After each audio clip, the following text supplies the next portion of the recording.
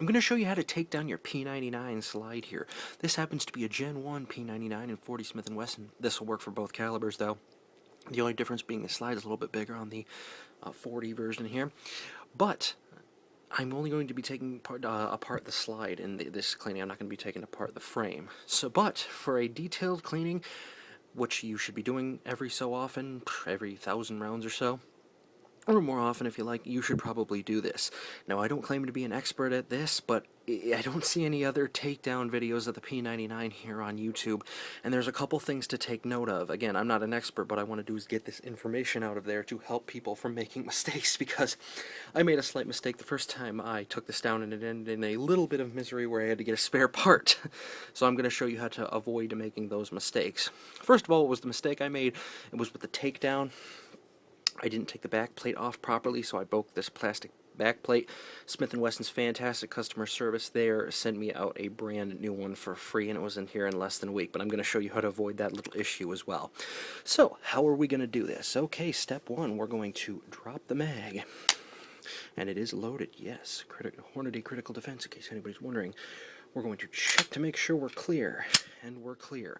Then we're going to either pull the trigger or hit the decocker. Make sure you don't see the striker cocked indicator. And now we're going to take the slide off by wrapping our hands around it and pulling it back about 1/8 of an inch or so, and pulling down on these takedown tabs right here, like so. Ready? And the slide will come right off the front. Again, I'm not going to be messing with the lower frame here. We're just going to be focusing on the slide takedown. So, I have the two tools I'm going to need here. I have a Glock tool, but I'm sure a standard punch would work. And I have a bit smaller punch. This tool actually came with, this little Allen wrench thing, came with the P99. If you don't have it, it's obviously just a little Allen key, Allen wrench, whatever you'd like to call it. And you need that for getting this back plate off. Any smaller punch would do. You'll see why in a second.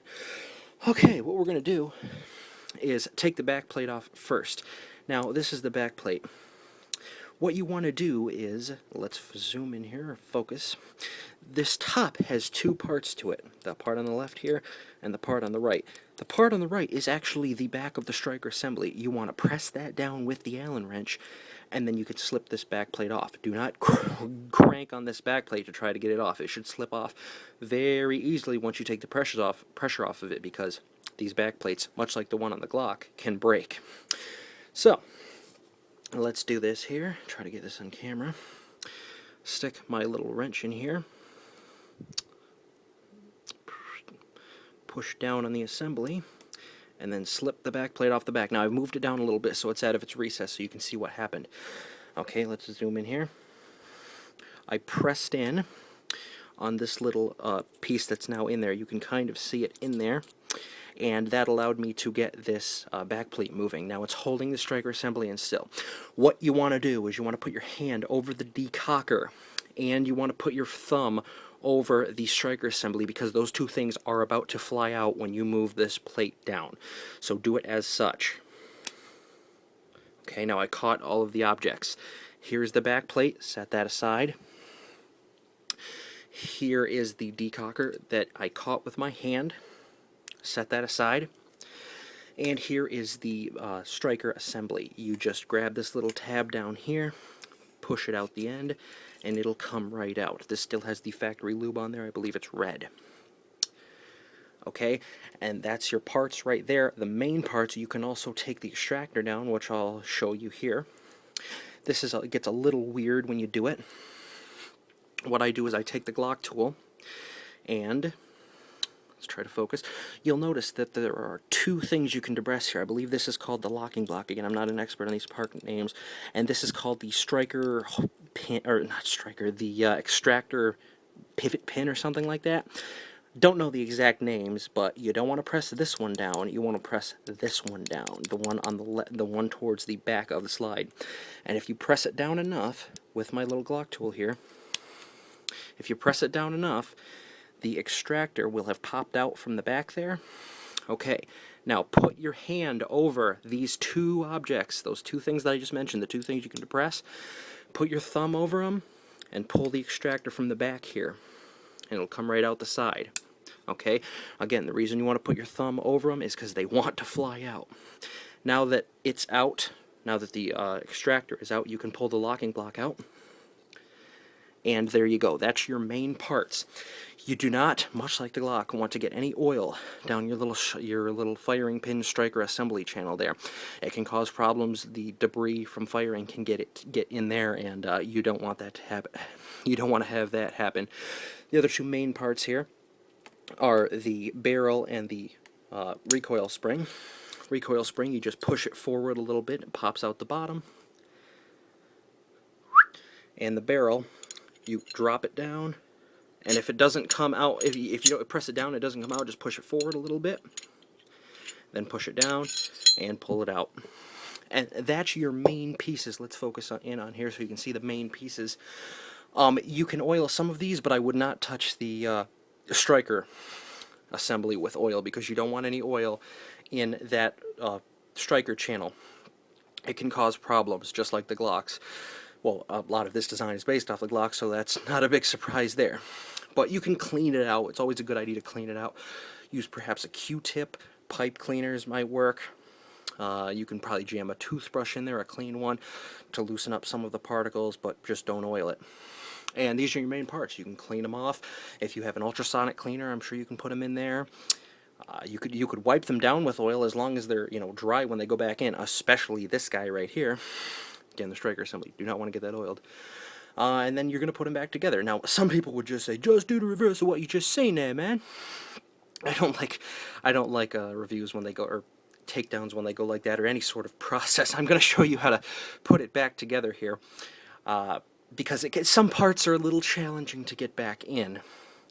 Nothing too scary, but we'll go ahead and do it. The first thing you want to put back in is, well, it doesn't really matter what order. Like if we're talking about the barrel and recoil assembly, those can go in first, last. I happen to do it last. Those don't matter. But when we're talking about the internal components, like these guys right over here, there's an order that I generally like to put them in, and this is how it goes. Okay, now for this disassembly, especially this part of getting the extractor back in, this is one of the trickiest parts. If you do what I say, you shouldn't have any problems, but if you don't, this can be a little tricky. What you're going to do is take your slide. You're going to have to grip this thing a little bit weird, because what you're going to do is take this locking block. You're going to put it in this hole where it came from. And let me get it in here and then I'll show you. Again, a little weird to do on the viewfinder here. Just like this. You want that piece that's sticking up towards the outside of the frame, not towards the inside. It'll go in like this. It might go in both ways. You want it this piece right here on that side. Now, here's where it gets a little interesting. Okay, I like to hold it like this, then I like to pick up the extractor and just set it in the little channel like this and kind of finagle it, so I'm holding it like this. Middle finger over the front of the extractor, index finger over the back, and it's going to be pressing up. The little loop in the extractor where it goes around the pin is going to be pressing up against the pin. And I have my thumb over that locking block. Now, here is the pin that the extractor pivots on. Push that down and it'll slide right in. And you'll also, whoops, it popped out. Do it again. Get it in. Okay, now again, I needed my thumb over the locking block because it has to be pushed up, otherwise it will not work. So once you get it in there, you're going to have to wiggle it around a bit till you hear it click, which is the pivot pin moving through the little loop on the extractor. Did you hear it click there? Okay, so again, what I did there, I had my thumb over the locking block there to keep it pushed up to the top of the slide, up to the top. It's spring-loaded. I had my thumb over that, my index finger over the back to support the back of the extractor, middle finger over the front to provide a little bit of pressure and support the front of the extractor, and that loop where the pivot pin, this pivot pin goes through, where the pivot pin goes through, I had it pushing up against the pivot pin. Then you just push down the pivot pin, it'll slide in a little bit, then you wiggle it around until it snaps back through, and that's how you get those pieces in. I really hope you can follow that. I noticed, and I know it sounded like a lot of pieces. When you're holding it, you'll see what needs to be done, but that was one of the most challenging bits I had to get in when I rebuilt this thing for the first time.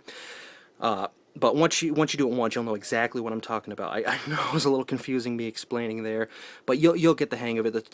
That locking block needs to be pushed down. You need to push the pivot pin in while pushing the extractor towards the other side of the slide. You know, you'll see exactly what it is.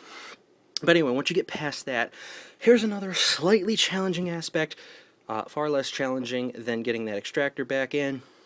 Okay, so now that next step that you're going to do in putting this back together is take the striker assembly, just simply drop it right in. Of course, it'll only go in one way with the bit going down on the bottom there. Just like that. You might have to wiggle it a bit. Now, getting these next two parts in, well, if you also add the striker assembly in that addition, it will be 3 parts. You need to get the decocker, you need to get the back plate, and you need to get the striker assembly in all at the same time. This is where it gets a little bit hairy, but if you know what you're doing, it's not that big of a deal.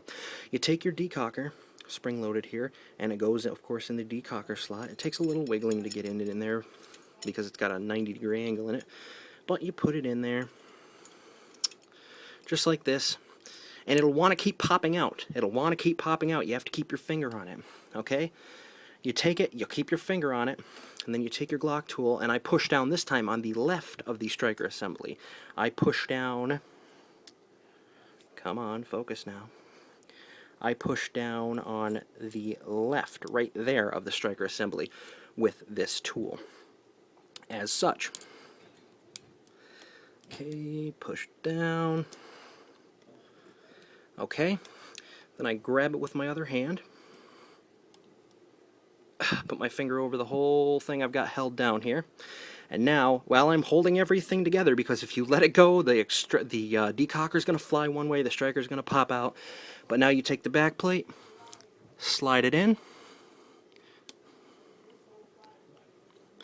and as soon as you get it over the back of the striker assembly, you can get rid of the tool. Now you just simply slide it up and you'll hear it click.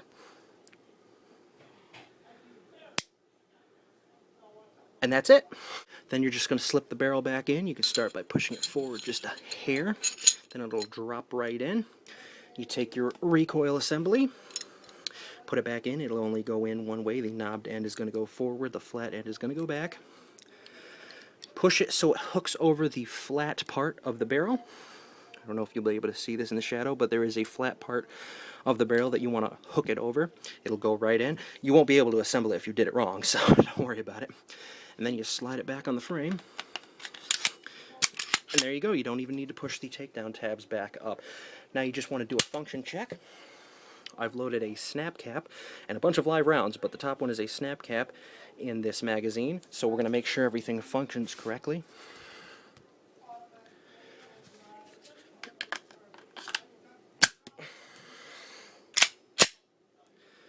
Okay, I can see the chamber cocked indicator. I can see the loaded chamber indicator. As somewhat, you can't really see it on the camera. I can see it better in real life. There's a little red mark under the extractor there telling you there's a round in the chamber. And I'm going to drop the mag, get those live rounds out of there. And the extractor works, and there goes the snap cap. Alright, and that is it. I really hope this wasn't too confusing of a video for you. I'm not terribly great at these how-to things, but I try to get things done. And I hope this showed you how to take down your Walther P99. This will work on Gen 1, it'll work on Gen 2. It's very similar to how to take a Glock down. There's a couple more things you need to do. It's not exactly the same. This back plate, you can break it again. I broke mine. You can do the same thing on the Glock, though. So it's not like one's better than the other. It's just the nuances of each weapon. And that's it. So I hope I helped you out taking your P99 down. Thanks for watching. And rate, comment, subscribe, blah, blah, blah, blah, blah, standard YouTube disclaimer. That's it. Thank you.